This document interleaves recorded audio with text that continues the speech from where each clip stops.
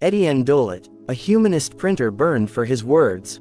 Imagine a world where one sentence in a book can kill you. Imagine a world where a single line in a translation is enough to call you a heretic. Imagine a world where the person who prints ideas stands between power and the page. In that world lived a man named Etienne Dolet, a French humanist, a scholar of language, a printer who was hanged and burned in Paris in 1546. His story has become a symbol of free thought and freedom of the press. Section 2. The world he was born into.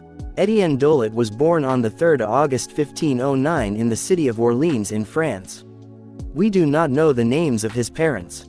We do know that someone with influence and money supported his education. Because from a young age he was sent to study in the best places of his time. Europe around 1509 was changing fast. Printing presses were spreading across the continent. Humanists were reading ancient Greek and Roman texts with new passion. At the same time, the Church and the Inquisition were watching closely. New ideas were exciting, but also dangerous. France stood between two forces. On one side, the energy of humanism, new learning, new languages, new books. On the other side, religious control, fear of heresy, and the machinery of trials and punishment. Dolet life would be lived exactly in the middle of this tension. Section 3. Early life and education. Etienne Dolet spent his childhood in Orleans. In 1521, at about the age of 12, he left for Paris. There he studied Latin for 5 years with a well-known teacher named Nicolas Barreau. Latin was the key to serious learning in that age. To master Latin was to open the door to law, philosophy, theology, and politics. In 1526 he followed the humanist custom of traveling to great universities. First he went to Padua in Italy. There he perfected his knowledge of Latin, especially the writings of Cicero. He studied under his master and friend Simone de Villanova. Cicero became for him a model of style, and often a model of thought. After Villanova's death, Dolet served as secretary to Jean de Langeac, the Bishop of Limoges and French ambassador to Venice. In Venice he attended lectures on Cicero by Battista Ignazio. He later said that Cicero was his master of writing and often of thinking. During this time he also wrote Latin love poems to a Venetian woman named Elena. These details show a young man deeply in love with language, with style, and with the humanist world. He stayed in Venice for about a year. When Langeac mission ended, Dolet returned to France. Soon afterwards he went to Toulouse, where he studied law from 1532 to 1534. Section 4. Toulouse. Orator and rebel. In Toulouse, Dolet was elected Speaker of the French nation, the group of students from northern France. He quickly became known as a gifted orator, but his tongue was sharp. In October 1533, he delivered a strong speech against the city of Toulouse. He attacked what he called its backwardness, its hostility to humanism, and its contempt for classical scholarship. He even described the city as barbaric. In January 1534, he gave another speech, this time against religious superstitions, and against the brutality of the local Gascons. These speeches brought him serious trouble. He was charged with heresy. He was imprisoned. He was finally banished from Toulouse. Already the pattern of his life is clear. Love of language, passion for humanist learning, a quarrelsome character, and conflict with authorities. Section 5. Lyon. Learning the trade of printing. After leaving Toulouse, Dolet passed through Lyon. Lyon was one of the great printing centers of Europe. There he began to work for the printer Sébastien Griffy, first as a reader and corrector. In Griffy's workshop he learned the practical side of the book trade. He corrected proofs. He prepared texts. He saw how ideas moved from manuscript to printed page. He was no longer only a scholar of words. He was becoming a craftsman of books. At the same time he published his speeches against Toulouse. He also began to build his reputation as a writer and scholar. He wrote on rhetoric. He wrote on Latin. He wrote on translation. He wrote on spelling and punctuation. He was not only using language. He was thinking about language itself. In 1536 he became involved in a violent incident, the killing of a painter. The case was later judged as justifiable homicide. He was imprisoned, but he received a royal pardon. This episode shows again how close he lived to danger, and how much he depended on powerful protectors. Section 6. A humanist of language. Dolet was an intense Ciceronian. He admired Cicero's style and tried to imitate it. He entered a famous debate of his time. Erasmus had warned against slavish imitation of Cicero. Dolet answered with a work called Dialogus de Imitation Ciceroniana, where he defended his own position on how to imitate classical style. His major scholarly work was Commentari Linguae Latinae. The first volume appeared in 1536. The second volume appeared in 1538. This work was a large contribution to Latin scholarship. It explained Latin words and usage in detail. It showed his deep knowledge of the language, and his belief that clarity in language matters. His first publication as a printer was Cato Christianus, the Christian Cato. In this book he presented his creed as a Christian moralist. This is important. It shows that he did not present himself as an enemy of Christianity. He saw himself as a Christian, but one who loved learning, clarity, and humanist values. Section 7. Royal privilege and his own press. The success of his Latin work brought him royal attention. He dedicated Commentari Linguae Latinae to King Francis I. In 1538 the king granted him a royal privilege to print. This privilege allowed him to set himself up as a printer in Lyon. Now he had his own press. He had his own printer mark. He had his own list of titles. Over the next years he printed around 90 books. Some were his own writings. Some were his translations. Many were works by other authors. He printed classical authors such as Cicero. He printed Greek and Latin texts. He printed works by Erasmus. He printed French authors including Rabelais.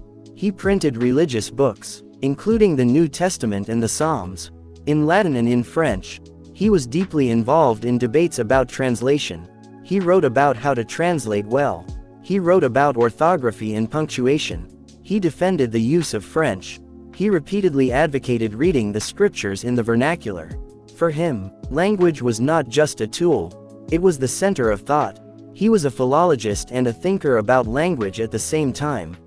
Section 8. Suspicion and first accusations. But printing in that age was never neutral. Every choice of text could be read as a statement.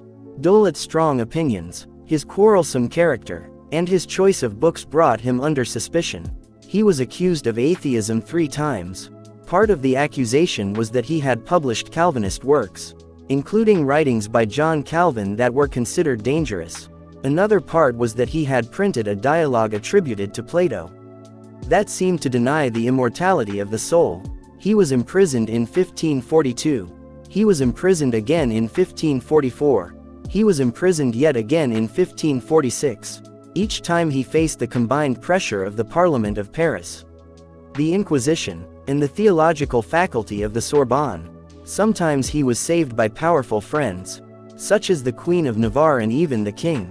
But each time the circle of danger grew tighter. Section 9. The Axiakis translation, a fatal line. Among the texts linked to his case, one stands out. It is a dialogue called Axiakis, attributed to Plato. In this work, the question of death and the soul is discussed.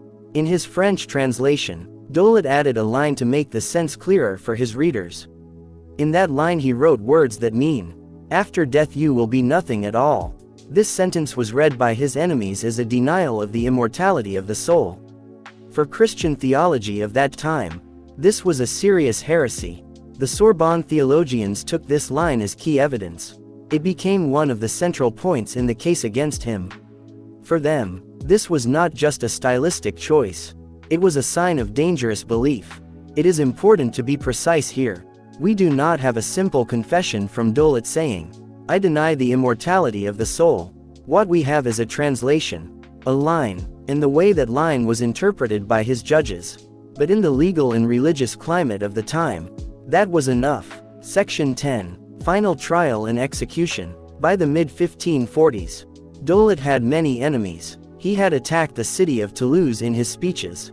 He had argued with other printers and authors. He had printed controversial books. He had been accused of atheism and heresy more than once. In 1544 he was arrested again. He tried to escape to Piedmont. He was captured and brought back. He was held in the Conciergerie prison in Paris. His case was examined by the Sorbonne. It was examined by the Inquisition. It was examined by the Parliament of Paris. He was condemned to death for heresy, and for possession and printing of forbidden books. Before his execution he was tortured. On the 3rd of August 1546, his 37th birthday, he was taken to the Place Maubert in Paris. There he was hanged. After he was dead, his body was burned together with some of his books. A scholar of language, a printer of many authors, a man whose life had been built around words. He died because of the way his words and his books were judged. Section 11. What did he really believe? Historians have asked a hard question. Was Etienne Dolet a Protestant? Was he an anti-Christian rationalist and freethinker? Or was he something more complex? The evidence does not allow a simple label. He published many religious books. He wrote as a Christian moralist in Cato Christianus.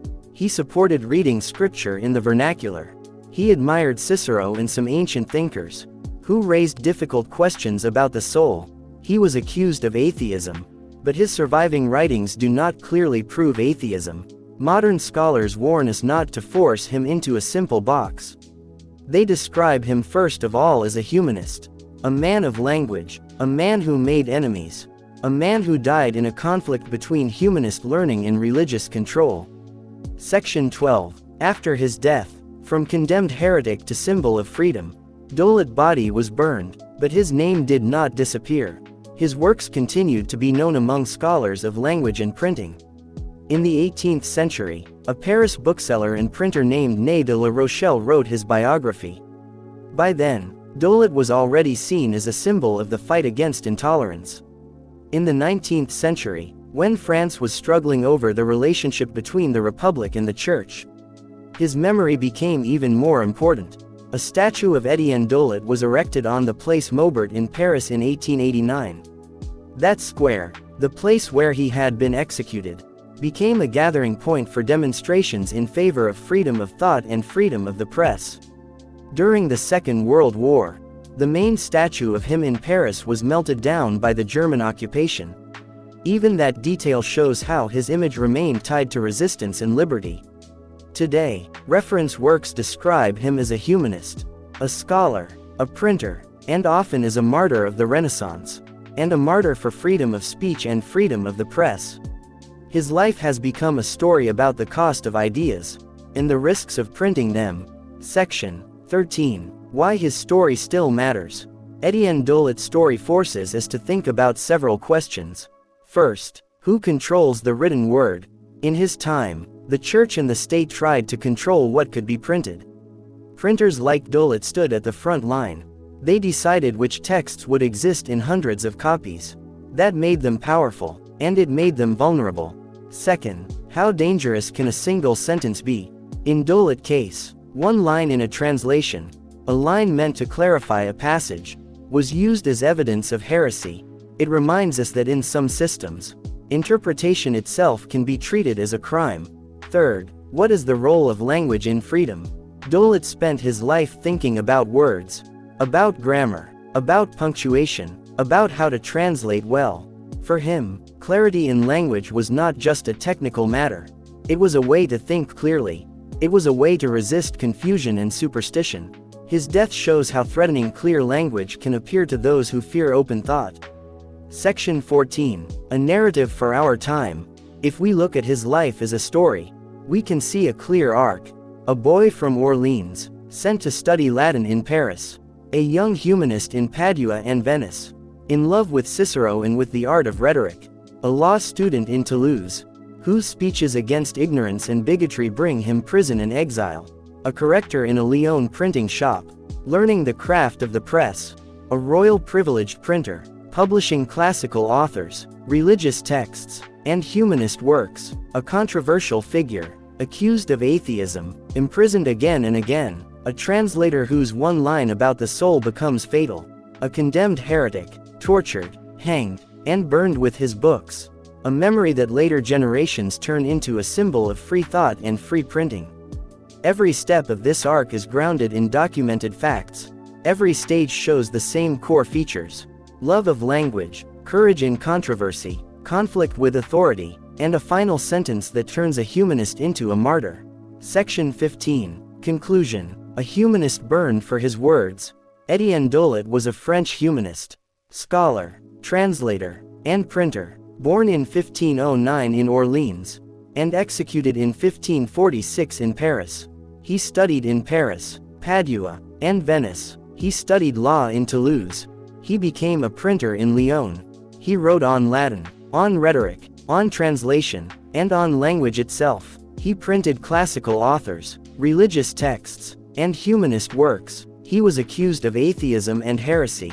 He was condemned by the Sorbonne, the Inquisition, and the Parliament of Paris. He was tortured, hanged, and burned with his books on the Place Maubert. Later ages remembered him as a martyr of the Renaissance, and as a symbol of freedom of speech and of the press. His life shows how dangerous books can seem to power. His death shows how high the price of words can be. When we read his story today, we are not just looking at the past. We are looking at a permanent question. How far will authority go to control ideas? And how far will a humanist go to defend the right to think, to write, and to print? This is the life of Etienne Dolet, told in simple words, but built on the most reliable facts we have. A printer of the Renaissance, a humanist of language, a man whose words outlived the fire that tried to erase him.